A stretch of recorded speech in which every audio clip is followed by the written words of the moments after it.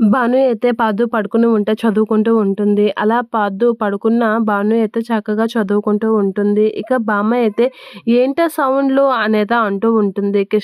భగవద్గీత చదువుకుంటూ సౌండ్స్ అనేసరికి ఒకసారిగా షాక్ అవుతూ ఉంటుంది భాను. ఏంటి బామ్మగారు పడుకోలేదా? అని చెప్పేసి అయితే షాక్ అయ్యి అలా చూస్తూ ఉండిపోతూ ఉంటుంది. ఏంటక్కడ సౌండ్‌లు అని చెప్పేసి గట్టిగా అనేసరికి ఏంటి బామ్మగారికి ఇప్పుడు నేను చదివింది వినిపిస్తుందా?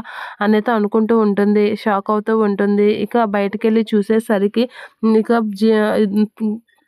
పురాణం చదువుకుంటూ ఉంటుంది బామ్మ. అదంతా భాను అయితే చూస్తూ ఉంటుంది.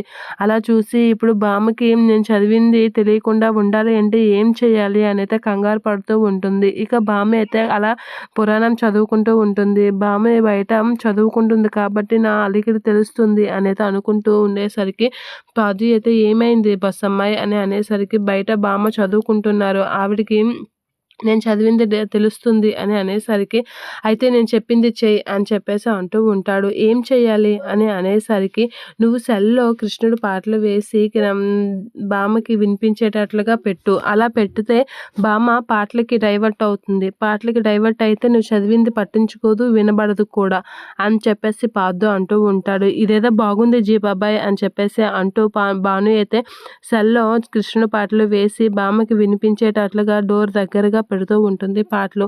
అలా డోర్ దగ్గరగా పాటలు పెట్టేసరికి బామ్మ అయితే ఆ పాటలకి కనెక్ట్ అయ్యి భజన చేసుకుంటూ ఉంటుంది. ఇక భాను అయితే చక్కగా చదువుకుంటూ ఉంటుంది. పార్థు అయితే అలాగా బెడ్ మీద భానుని చూస్తూ ఉండిపోతూ ఉంటాడు. ఇక బా భాను అయితే చదువుకుంటూ ఉంటుంది. ఇక అక్కడే ఉన్న భాను వాళ్ళ మరదలైతే ఇదేదో జరుగుతుంది అని చెప్పేసి బయటకు వచ్చి చూస్తూ ఉంటుంది. ఇక బామ్మ పురాణం చదువుకోవడం చూసి పార్థు వాళ్ళ గదిలోకి అయితే తొంగి చూడడానికైతే రెడీ అవుతూ ఉంటుంది. ఇక బామ్మ అయితే పురాణం చదువుకుంటూ ఉంటుంది. భాను అయితే తనైతే చదువుకుంటూ ఉంటుంది. ఇక వాళ్ళిద్దరూ చదువుకుంటూ ఉండగా అక్కడికి వచ్చి పార్థు వాళ్ళ మరదలైతే వాళ్ళని గమనిస్తూ ఉంటుంది. భాను అయితే చక్కగా చదువుకుంటూ ఉంటుంది.